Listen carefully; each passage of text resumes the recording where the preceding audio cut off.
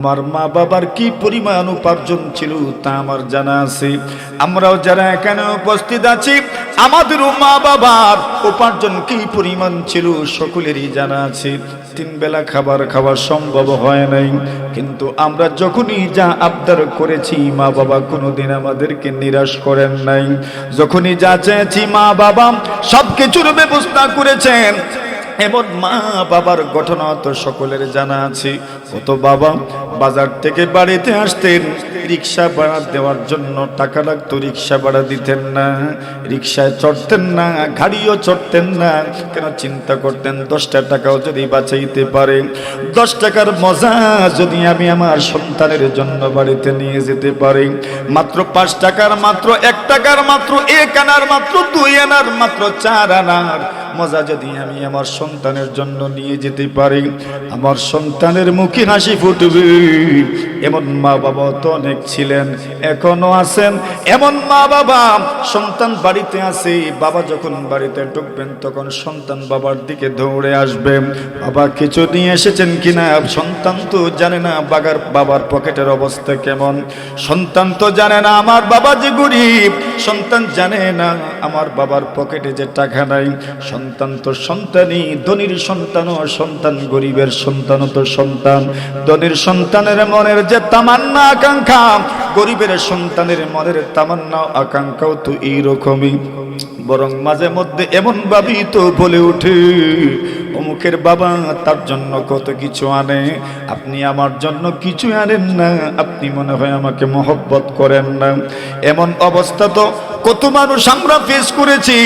আল্লাহর বান্দা মুরব্বী বলেন, আমি আমার বাবা মা আমার জন্য ব্যয় করেছিলেন। আমি যখন ছোট ছিলাম, যখন আস্তে আস্তে বড় হতে লাগলাম, আস্তে আস্তে অনেক বড় হয়ে গেলাম, এই পর্যন্ত আমার মা বাবা আমার জন্য ব্যয় করেছেন। আমার বাবা নিজে নাকি আমার জন্য ব্যয় করেছেন, আমার বাবা না পড়ে আমাকে পড়িয়েছেন, আমার বাবা আমার জন্য সবকিছু করেছেন। আমার বাবার ঈদের দিনেও দেখেছি আমার বাবার গায়ে সুন্দর জামা নাই, সুন্দর পোশাক নাই, সুন্দর এক জোড়া জুতাও নেই, সেরা জুতা অনেকেই পরিধান করতেন, কিন্তু সন্তানগুলোকে কেউ কোনোদিন নারাজ করেন নাই। সন্তানকে সুন্দর পোশাক দিয়েছেন, সন্তানকে সুন্দর জুতা দিয়েছেন। সন্তানের পায়ের জুতার দিকে তাকান, সন্তানের মুখের মুস্কি হাসির দিকে তাকান, আর তার হাসি খুশি দেখেন। বাবার চোখ দিয়ে পানি পড়ে, ওই পানিটা হলো আনন্দের পানি। আমি যে সন্তানকে খুশি করতে পেরেছি, এই জন্য বাবা চোখের পানি ফেলেন আর মনে মনে ভাবেন, আমাকে সার্থক মনে হচ্ছে, একজন সফল বাবা মনে হচ্ছে যে আমি আমার সন্তানের চোখে আমি হাসি দেখেছি, সন্তানের চোখে আমি আনন্দ দেখেছি। মুরব্বী বলেন, ও বাচ্চা শোনো, আমার মা বাবা আমার জন্য ব্যয় করেছিলেন, এই জন্য আমি বড় হওয়ার পরে যা ইনকাম করি, সাইরানার মাধ্যমে আমি আমার মা বাবার জন্য ব্যয় করি, তাদের উপর আমি ব্যয় করি। আমি আমার মা বাবার ওই ঋণটাকে শোধ করার চেষ্টা করি, যদিও সুদ হবে না। অমুরব্বী শুধু আমি যে বলেছি 4 আনা আমি ব্যাংকে জমা রাখি, এই 4 আনার অর্থ হলো আমি আমার সন্তানের জন্য ব্যয় করি। সন্তানকে যদি আমি দেই, সন্তানের জন্য যদি ব্যয় করি, আমি যখন ইনকাম করতে পারবো না, উপার্জনের অক্ষম হয়ে যাব, তখন আমার সন্তানগুলোই আমার জন্য ইনকাম করবে, উপার্জন করবে, আমার সন্তান আমাকে খাওয়াবে। এমন সুসন্তান যার ঘরে আছে, ওই বাবা সার্থক বাবা, সফল একজন বাবা। সন্তান যদি নিয়তে অন্য কিছু থাকে, আজকে থেকে নিয়ত করে দাও, মা বাবাকে কোনোদিন কষ্ট দিব না, মা বাবাকে কোনোদিন কষ্ট দিব না। নিজের জীবনটা তাদের জন্যই তো, তাদের জন্যই তো নিজের জীবন। যে মানুষগুলো নিজের জীবনটাকে আমাদের জন্য ওয়াকফ করে দিয়েছেন, ওই মা বাবার জন্য কিছু যদি করতে পারো, নিজেকে গর্বিত সন্তান মনে করিও। আল্লাহর বান্দা বলেন, আমি আমার সন্তানের পিছনে ব্যয় করি, যেন সন্তানগুলো আমি বার্ধক্যে পৌঁছে গেলে আমার জন্য ব্যয় করে। আর সাইরানা যে বলছি ফেলে দে, এই কথার অর্থ হলো আমি সাইরানা আমার বউয়ের জন্য ব্যয় করি, এদের জন্য ব্যয় করা আর ফেলে দেওয়ায় সমান। ঠিক নেই? এই আওয়াজ কমে গেছে এখন। এরা চিন্তা করতেছে বাড়ি করে আশপাশে আমরা এরা সবে শুনে যে ঠিক যে কইয়া যাইতাম বাড়িতে গেলে তো জবাব তো দেওয়া লাগবো মাথুন না আমারও তো শুন রাখিবেন সবার হালত তো সবার আল্লাহর বান্দা বলেন চার আনা আমি খাই মানে আমার জন্য বিয়ে করি চার আনা আমি আমার আমার বাবা বাপ আমার জন্য বিয়ে করেছেন ঋণ শোধ করার চেষ্টা করি চার আনা ব্যাংকে জমা রাখি চার আনা ফেলে দেই মানে যেন আমি এদেরকে খাওয়াই বাদশা বলেন এত সুন্দর কথা জীবনেও শুনি নাই ওইটা আমি আপনার কাছ থেকে শিখে গেলাম খবরদার আপনি ওই কথার কাউকে বলবেন না পরের দিন রাজ দরবারে উনি এই কথাটা উপস্থাপন করলেন যত সভাসদ ছিলেন যত মন্ত্রী ছিলেন উজির নাজির ছিলেন সকলের সামনে পেশ করলেন একজন মানুষ রুজি করে ইনকাম করেন চাইরানা খায় চাইরানা ফেলে দেন চাইরানা ব্যাংকে জমা রাখে চাইরানা সুদ ঋণ সুদ করেন বলো দেখি এই চাইরানার হিসাব কি কেউ তো বলতে পারেন না কেউ তো বলতে পারেন না উনি সুযোগ দিলেন আমি 2 দিন সময় দিলাম চাইরানার হিসাবটা আমাকে বুঝায় দিবেন আল্লাহর বান্দা একজন মনে মনে চিন্তা করলাম আমাদের বাদশা দেখেছি সকালবেলা ওই মুরব্বীর সাথে কি যেন কথাবার্তা বলেন আমার মনে হয় এমন কঠিন কথা ওই মুরব্বী ছাড়া আর কেউ শিখাতে পারবে না সুবহানাল্লাহ মন্ত্রী বড় চালাক ছিল আস্তে আস্তে মুরব্বীর কাছে যায় আর গিয়ে বলে শোনেন এটা আমাকে আপনি শিখাইয়া দেন বলেন না রে শিখাতে পারবো না বাদশা আমাকে বলে গেছেন যদি আমি কাউকে বলি তাহলে আমার পিঠের অবস্থা থাকবে না উনি বলেন দেখেন আপনি চিন্তা করিয়েন না এটা আমি সামলাবো আপনি বলে দেন আমারে আল্লাহর বান্দা বলে দিলেন শেষমেশ বলল ঠিক আছে চাইরানার হিসাব হইল এই সুবহানাল্লাহ আচ্ছা আমি যেটা বুঝাইতে চাইলাম যে মুরব্বীদের একটা অভিজ্ঞতা আছে না নবী আকরাম সাল্লাল্লাহু আলাইহি ওয়াসাল্লাম এই জন্য মুরব্বীদের পরামর্শ নিতেন বড়দের পরামর্শ নিতেন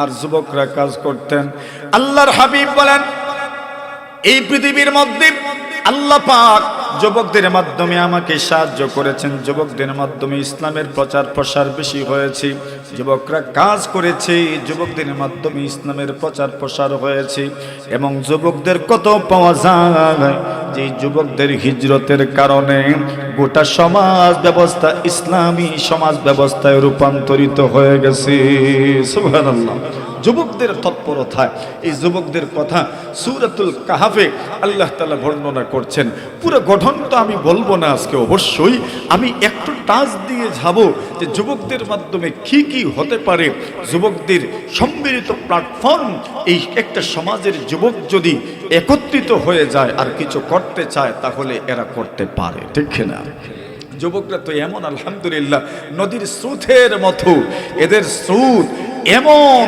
স্পিড আর এমন গতিশীল স্রোতের যদি কোনো আপনার বাঁধ না থাকে যেমন ভাবে পুরো এলাকা প্লাবিত হয়ে যায় যেমন ভাবে নদীর স্রোত যদি বাঁধ ভেঙে দেয় এলাকা যেমন প্লাবিত হয়ে যায় পুরো এলাকা বন্যা কবলিত হয়ে যায় যুবকরা যদি নষ্ট হয়ে যায় তাহলে গোটা সমাজ নষ্ট হয়ে যায় ঠিক না আর যদি নদীর বাঁধ মজবুত থাকে ওই নদীর পানি ধারা যেমন ক্ষেত করা যায় ফসল উৎপাদন করা যায় যুবকরাও যদি নিয়ন্ত্রিত থাকে তাহলে এদের মাধ্যমে গোটা সমাজ গোটা জাতি ইসলাম উপকৃত হয় যুবকদের মাধ্যমে ঠিক না এজন্য যুবকদের কথা বারবার এসেছে আল্লাহ পরওয়ারদিগারে আলম বলেন ইদ আওয়াল ফিতয়াতু ইলাল কাহফি ফাকালু রাব্বানা আল্লাহ বলেন এমন কতজন যুবকদের কথা যে যুবকরা এমন একটা সমাজে বসবাস করতেন যে সমাজের মানুষ একদম রাজা থেকে শুরু করে সমাজের প্রশাসনের মানুষ রাষ্ট্রের প্রশাসনের মানুষ সমাজের মানুষগুলো বেঈমান ছিল মূর্তি পূজা করত মানুষের বানানো মূর্তির ইবাদত করত পূজা করত আল্লাহ তাআলা কিছু মানুষ এমন তৈরি করে দিলেন যে মানুষগুলোর মনে হলো এমন জিনিসের ইবাদত করে কি লাভ আল্লাহর কসম যেই সমাজের মধ্যে তাওহীদের কথা উচ্চারিত হয়, আল্লাহর একত্ববাদ এবং ঈমানের দাওয়াত যেই সমাজের মধ্যে প্রচলিত থাকে, আপনি দেখবেন ওই মুহূর্তে হয়তো এই দাওয়াতে ফল ধরবে না, কিন্তু অদূর ভবিষ্যতে এই দাওয়াতে ফল ধরবে, কোনো সমস্যা নাই, কোনো সন্দেহ নাই। আপনি মনে মনে ভাববেন ওয়াজ করাইলাম লোকজন কম হইল, না না, ইখলাস রাখিয়েন, আন্তরিকতা রাখিয়েন, লিল্লাহিয়ত রাখিয়েন, এখান থেকেই ফল ধরবে, এখান থেকেই ফসল ধরবে। আল্লাহ একজন দুইজন করে কোটি কোটি মানুষগুলোকে আল্লাহ এই পথের প্রতীক বানায় দিবেন। আল্লাহ নবী বিশ্বনবীজি ইসলামের দাওয়াত নিয়ে তায়েফের ময়দানে গেলেন, তায়েফের মানুষ প্রত্যাখ্যান করলো, দাওয়াত কবুল করলো না। আল্লাহর পয়গম্বর ওনার শরীরে তারা পাথরের আঘাতে আঘাতে রক্তাক্ত করে ফেলল, পয়গম্বরের শরীর থেকে পাক রক্ত বের হইল, জুতা মোবারক পর্যন্ত রক্তের সাথে এমন ভাবে জোড়া লেগে গেছে, ছোটানো যায় না, এত রক্ত বের হয়েছে, পবিত্র রক্ত বের হয়েছে। পয়গম্বর নিরাশ হন নাই, পয়গম্বর নিরাশ হয়ে যান নাই।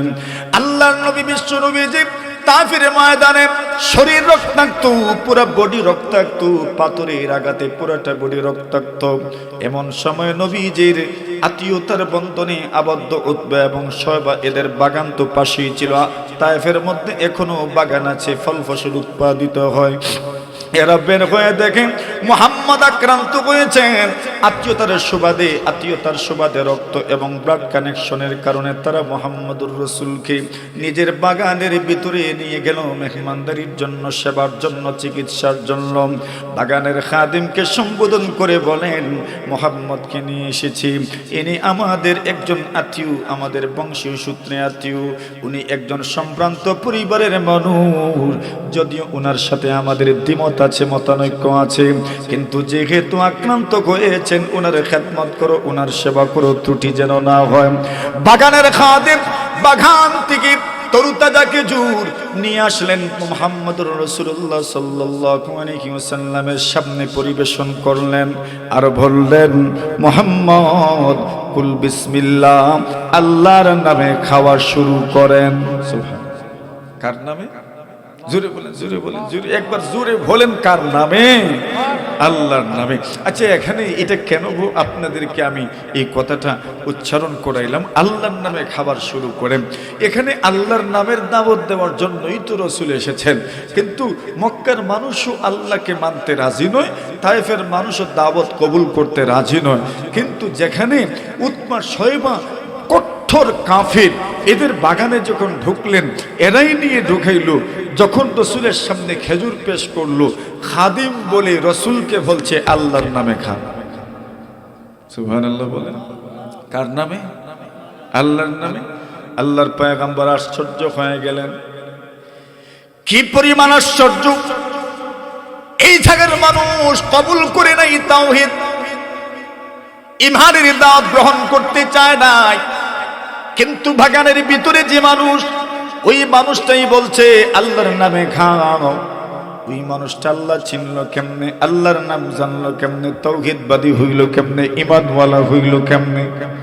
আল্লাহর নবী বলেন, আমি ধারণা করলাম, ভাবলাম লোকটা এই এলাকার নয় অবশ্যই, নতুবা মক্কার মানুষ তো আল্লাহ চিনতো না, জানতো না।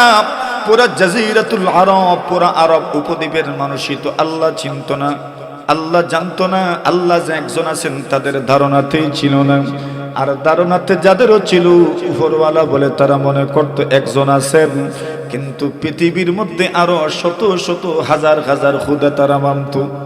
আল্লাহর নবী বলেন, এই লোকটা মনে হয় আরব উপদ্বীপের নয়, এই জন্যই তো আল্লাহ চিনছি। পয়গম্বর তাকে সম্বোধন করে বললেন, আমি তোমার সঙ্গে কিছু কথা বলতে চাই। লোকটা বলেন, কি বলবেন? আপনি এত বড় মানুষ, আমার মতো একজন সাধারণ মানুষের সঙ্গে আপনি কথা বলতে চান, এটা আমার জন্য তো সৌভাগ্যের, আমার জন্য তো গর্বের। হ্যাঁ বলেন, কি বলতে চান? রাসূল বলেন, আমি জানতে চাই তোমার নাম কি এবং তোমার বাড়ি কোথায়। মাসমুকা, তোমার নাম কি? ওয়ামিন আইনা আনতা, তোমার বাড়ি কোথায়? আল্লাহর বান্দা জবাব নেই, আমার নাম হলো আদ্দাস, আর আমার বাড়ি হলো ইরাকের মসুল শহরের নিনুয়া গ্রাম, যে গ্রামে আল্লাহর পয়গম্বর ইউনূস আলাইহিস সালাতু ওয়াস সালাম এসেছিলেন। সুবহানাল্লাহ। ইউনুস নবীর এলাকা আমার বাড়ি। আল্লাহর রাসূল বললেন, আচ্ছা তবেই তো তোমার মুখে আল্লাহর নাম শোনা গেছে। সুবহানাল্লাহ।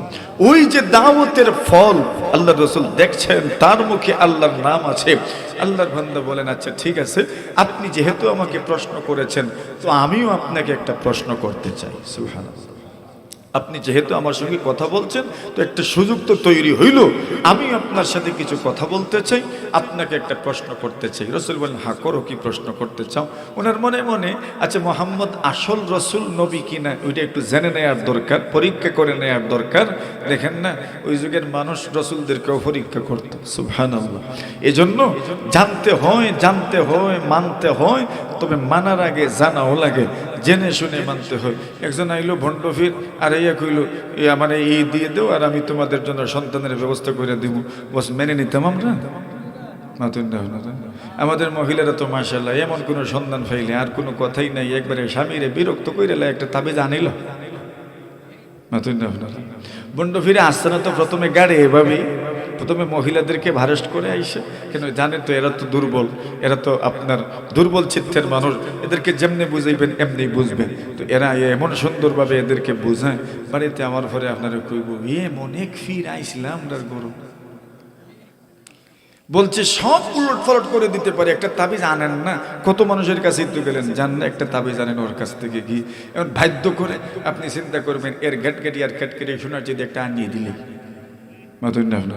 কমপক্ষে ট্যাপ তো বন্ধ হইল, এই চিন্তা ভাবনা করে শেষমেশ এর কাছে যাওয়া লাগে, এটা করেও ওনারা। তো এই জন্য বলছি না না এমন না, আকীদা সহি রাখতে হবে। করেন কে, দেন কে, বলেন কে দেন?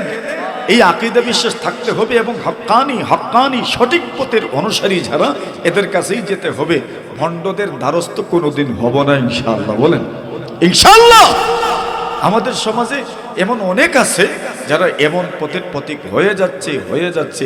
তা বাস এটা খেয়াল রাখা দরকার, বিশ্বাস রাখতে হবে আমার তাকদীর পরিবর্তন করার একমাত্র ক্ষমতা কার?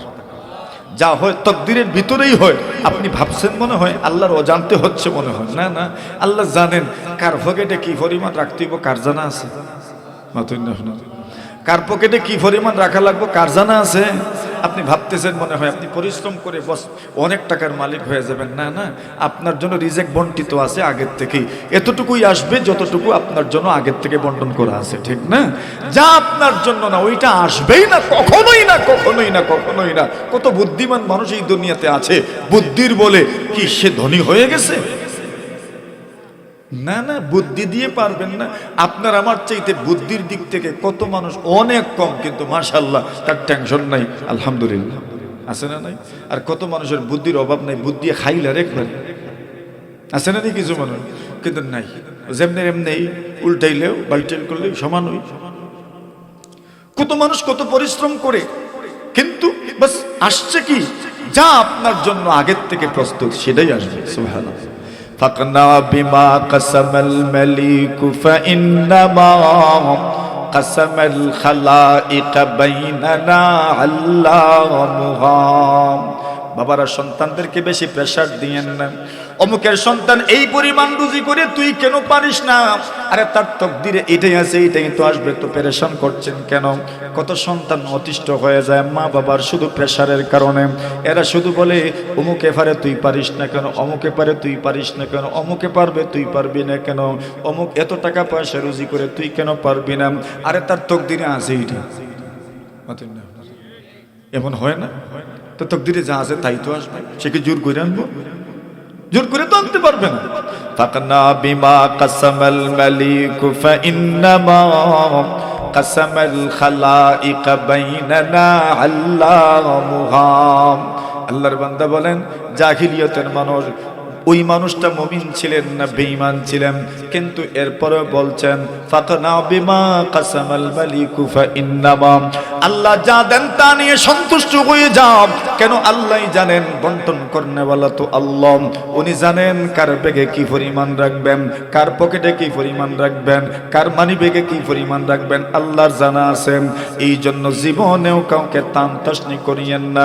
আল্লাহ জানেন তো কাকে আল্লাহ কি পরিমাণ দিবেন, আপনি জানেন না।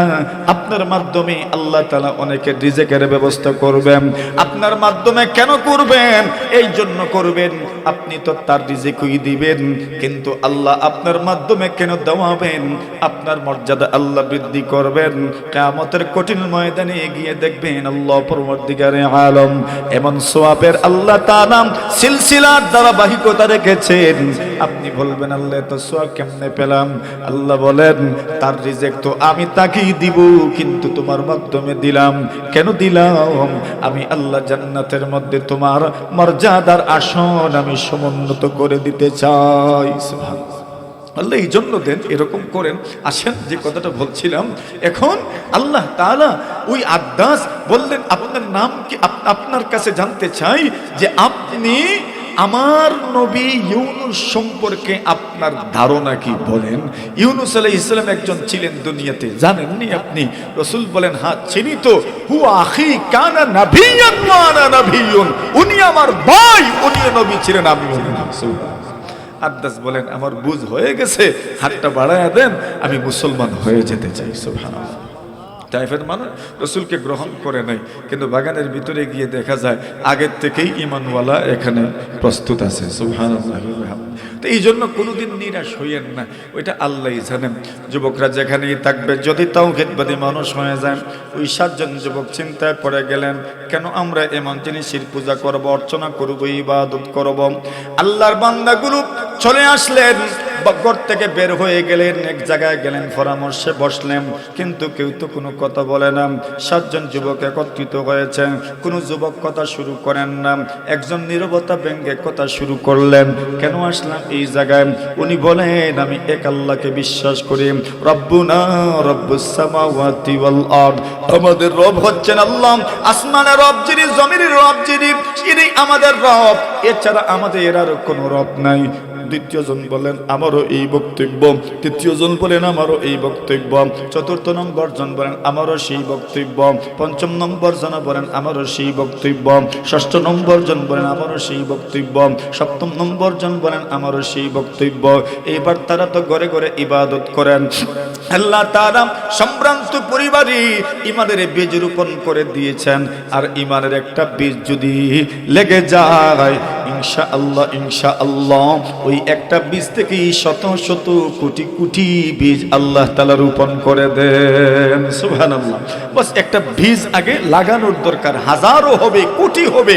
আল্লাহ তাআলা জানায় দিয়েছেন নবী আপনি যখন ইসলামের দাওয়াত দিবেন, মানুষগুলো আপনার ইসলামের দাওয়াতে তো সহজে কবুল করবে না, কিন্তু আপনি গাবড়ে যায়েন না, বরকে যায়েন না, মনক্ষুণ্ণ হয়েন না।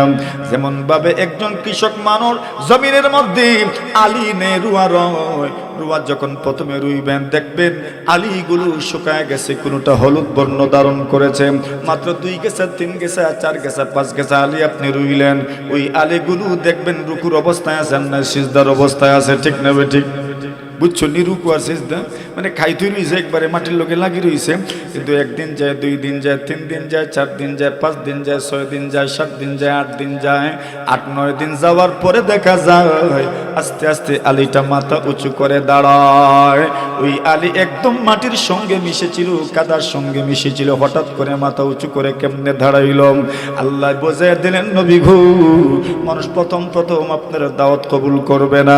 আপনি দেখবেন প্রথমে আপনার দল দুর্বল হবে, প্রথমে দেখবেন আপনি আপনার দল দুর্বল, দল নিয়ে আপনাকে চলতে হবে, কিন্তু সময় যাইতে যাইতে যেমন ভাবে ধানের ওই গুছাগুলো শক্ত হয়, মজবুত হয়, হঠাৎ করে এমন ভাবে দাঁড়ায় যায়, যখন গুছাগুলো মজবুত হয়ে যায়, আগে তো টান দিলেই উঠে যেত, এইবার গুছা যখন মজবুত হয়ে গেছে টানতে টানতেও আর উঠে না।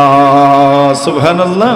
আল্লাহ বলেন আপনার দিনটাও এইরকম আস্তে আস্তে এরা বাড়বে, মজবুত হবে, দুনিয়ার কোন তুফান, সাইক্লোন, ঝড় এদেরকে কখনোই আপনার পরাজিত করতে পারবে না। সুবহানাল্লাহ। এভাবেই তো ইসলাম। আল্লাহ রাসূল সাল্লাল্লাহু আলাইহি ওয়াসাল্লাম বলেন, ওই মানুষগুলো আস্তে আস্তে ঈমানের দাওয়াত দেওয়া শুরু করলো। আস্তে আস্তে লোকজন বাড়ে। হঠাৎ করে বাদশার কাছে এই সংবাদ পৌঁছে গেল, বাদশা জাহাপনা, আপনার রাজত্বের ভিতরে, আপনার রাষ্ট্রের ভিতরে, আপনার দেশের ভিতরে আপনার বিরোধী মানুষ তৈরি হয়ে যাচ্ছে, আপনার বিদ্রোহী মানুষগুলো তৈরি হয়ে যাচ্ছে। এই মুহূর্তেই যদি আপনি প্রতিরোধ না করেন, এই মুহূর্তেই যদি আপনি প্রতিহত না করেন, অদূর ভবিষ্যতে আপনি এদেরকে রুখতে পারবেন না, দমায় রাখতে পারবেন না। বাদশাহ এদেরকে সংবাদ দিলেন রাজ দরবারে যাওয়ার জন্য। 7 জন যুবক আস্তে আস্তে রাজ দরবারে পৌঁছে গেল। রাজ দরবারে যাওয়ার পরে এইবার বাদশাহ এদিক সেদিক কথা না বানায়া ডাইরেক্ট কথা বললেন, শুনেছি তোমরা নাকি আল্লাহকে রব বলে মানো, তোমরা নাকি আল্লাহকে একজন রব বলে স্বীকার করো, তোমরা নাকি আমার দিন কবুল করতে চাও না, আমি যেই ধর্ম লালন করি, যেই বিশ্বাস লালন করি, তোমরা নাকি সেই বিশ্বাস লালন করতে চাও না। কথাটা কি সত্য? কথাটা কি সত্য? আমরা হইলে তো কত কৌশলের আশ্রয় নিতাম, কিন্তু 7 জন যুবকের ব্যাপারে আল্লাহ বলেন ওয়ারাবাতনা আলা কুলুবিহিম। আল্লাহ পরমার্দিগারে আলম বলেন, রাজ দরবারে উপস্থিত, চতুর্দিকে প্রশাসনিক একটা ব্যবস্থা আছে, কড়া পাহারা, প্রশাসন পর্যন্ত তাদের বিরুদ্ধে, রাজা পর্যন্ত তাদের বিরুদ্ধে, পুরা দেশ তাদের বিরুদ্ধে। কিন্তু আল্লাহ বলেন ওই মানুষগুলোর সিনার ভিতরে তাওহীদ আমি আল্লাহ এমন ভাবে ভরে দিয়েছি, এক আল্লাহ ছাড়া তারা আর কাউকে ভয় করে না। ওয়ারাবাতনা আলা কুলুবিহিম, আমি আল্লাহ পরমার্দিগারে আলম এদের দিলকে মজবুত করে দিলাম, এদের দিলকে আমি আল্লাহ সুদৃঢ় করে দিলাম, এদের চিত্তকে আমি আল্লাহ তাআলা মজবুত করে দিলাম। এরা স্টেট বলে দিল, বাদশাহ আপনি যা শুনেছেন সত্য, সত্যি সত্যি আমরা এক আল্লাহ বিশ্বাসী হয়ে গেছি। সুবহানাল্লাহ। এখন তো বাদশার মেজাজটা গরম হয়েছে। আচ্ছা, আমার সামনেও তোমরা এমন সরল স্বীকারোক্তি করে ফেললে যে সত্যি সত্যি তোমরা এক আল্লাহকে রব বলে বিশ্বাস করো, ঠিক আছে, আমি তোমাদেরকে সময় দিচ্ছি, তোমরা সম্ভ্রান্ত পরিবারের যুবকেরা, এজন্য তোমাদের ব্যাপারে আমি তাড়াহুড়া করছি না, সিদ্ধান্ত নিতে আমি সময় নিচ্ছি। একদিনের সময় দিলাম, 24 ঘন্টার আলটিমেটাম। কত? 24 ঘন্টার আলটিমেটাম। 24 ঘন্টার ভিতরেই তোমাদের সিদ্ধান্ত পরিবর্তন করবা। আমি যা লালন করি, যা ধারণ করি, তাই মেনে নিবা। তোমরা তোমাদের দেশের বিরুদ্ধে যাবে না। ওই যুবকেরা চিন্তা করলো, ঠিক আছে সময় দেন, 24 ঘন্টার সময় তোমাদেরকে দেয়া হলো। খবরদার 24 ঘন্টার পরে যদি তোমাদের জবাব আমার পক্ষে না হয়, তবে শরীর থেকে মাথা বিচ্ছিন্ন করে দেওয়া হবে, দেহ থেকে মাথা বিচ্ছিন্ন করে দেওয়া হবে। ওই কথাটা তো এমন কোনো কথা নয়, আমি কোনো সাধারণ মানুষ অন্য কোনো সাধারণ মানুষকে বলছি যে এমন নয়, বরং প্রশাসন থেকে রাষ্ট্রের সবচেয়ে গুরুত্বপূর্ণ ব্যক্তির মুখ থেকে বের হয়েছে। রাষ্ট্রযন্ত্রই বলছি তোমাদেরকে মাথা দ্বিখণ্ডিত করে দেওয়া হবে। আল্লাহর বান্দাগুলো চিন্তায় পড়ে গেলেন, এই দেশে আমাদের জন্য আর থাকা সম্ভব হবে না, চলো হিজরত করে নেই। আর যখন হিজরত করা হয়, আল্লাহর সাহায্য অবধারিত হয়ে যায়। হিজরত করলে আল্লাহর সাহায্য অবতারিত হয়ে যায়। আল্লাহর পয়গম্বররা পর্যন্ত হিজরত করেছেন, হিজরত না করলে দিন প্রতিষ্ঠা করা যায় না। এই জন্য মুহাম্মদুর রাসূলুল্লাহ সাল্লাল্লাহু আলাইহি ওয়াসাল্লামের চাইতে বড় তো আর দুনিয়াতে কেউ নাই, ওনার চাইতে আল্লাহর প্রিয় তো আর কেউ নাই, ওনার চাইতে তো আল্লাহর মাহবুব দুনিয়াতে আর কেউ নাই, ওনার চাইতে আল্লাহর ঘনিষ্ঠ তো দুনিয়াতে আর কেউ নাই। কিন্তু সেই ঘনিষ্ঠ মানুষ, সেই মহামানব, এই মহাবনিশী, সর্বকালের সর্বশ্রেষ্ঠ মহামানুষ, সর্বকালের সর্বশ্রেষ্ঠ মহামানবকেও তো হিজরত করতে হয়েছে, মক্কা ছেড়ে যেতে হয়েছে মদিনাতুল মুনাওয়ারায়, জন্মভূমি ত্যাগ করতে হয়েছে দিনের জন্য। মুসা কালিমুল্লাহ আলাইহিস সালাতু ওয়াস সালাম শক্তিও তো কম ছিল না, রাগগুসাও তো কম ছিল না। একদিকে বনি ইসরাইল আর কিপ্তি দুইজনের ঝগড়া লাগছে। বনি ইসরাইল তো মুসা নবীর বংশ, আর ফেরাউনের বংশ হইল কিপ্তি বংশ। কিপ্তি আর ইসরাইলের মধ্যে ঝগড়া লাগছে। মুসা কালিমুল্লাহ আলাইহিস সালাতু ওয়াস সালাম দুজনের ঝগড়া মিটানোর জন্য দুজনকে দুই দিকে সরায় দিচ্ছেন। যেমন ভাবে আমরা ঝগড়া লাগলে দুইজনকে দুই দিকে সরায় দেই, আমরা বলি যাও এইদিকে, আরেকজন বলে তুমি যাও এইদিকে। মুসা কালিমুল্লাহ আলাইহিস সালাতু ওয়াস সালাম কিপ্তির সিনার মধ্যে এইভাবে হাত রেখেছেন আর বলছেন যাও ঝগড়া করিও না। কে মাত্র সিনার মধ্যে হাত রাখবেন, উনি তো হাতই রাখছেন, কিন্তু সে তো জানে কি যেন আমার বুকে লাগছে, পাহাড় যেন এসে পড়ছে, সাথে সাথেই মারা গেছে। যেই মাত্র মারা গেল, কে মারলো কে মারলো? কিপ্তি ফিরাউনের বংশধর বংশধর ফেরাউনের বংশধরকে মারা হয়েছে। এবার তো পুরা রাষ্ট্রের মধ্যে হুলস্থুল শুরু হয়ে গেছে, কে হত্যা করেছে। আল্লাহ পাক ঘোষণা করলেন, পয়গম্বর আর না মিশরে না, এবার আপনাকে হিজরত করতে হবে মাদিয়ান। মাদিয়ানে চলে যান, হিজরত করে চলে যান। মাদিয়ানে ইসলামের মানুষ আছে, সেখানে হিজরত করে আপনি চলে যান। ওই মাদিয়ানে নবী আছেন শুআইব আলাইহিস সালাতু ওয়াস সালাম। শুধু তো আপনি এখানে থাকলে হবে না, সেখানে চলে যান, হিজরত করে আসেন, সেখান থেকে অক্সিজেন নিয়ে আসবেন। আর সাথে সাথে আমি আল্লাহ বিয়ারও ব্যবস্থা করিয়ে দিলেন। সুবহানাল্লাহ, কোনতে বিয়া নই জিত সুবহানাল্লাহ, জুড়ে বলেন। কষ্ট হইতেছে? হ্যাঁ, কষ্ট হইতেছে নি? ঘুম আইছে নি?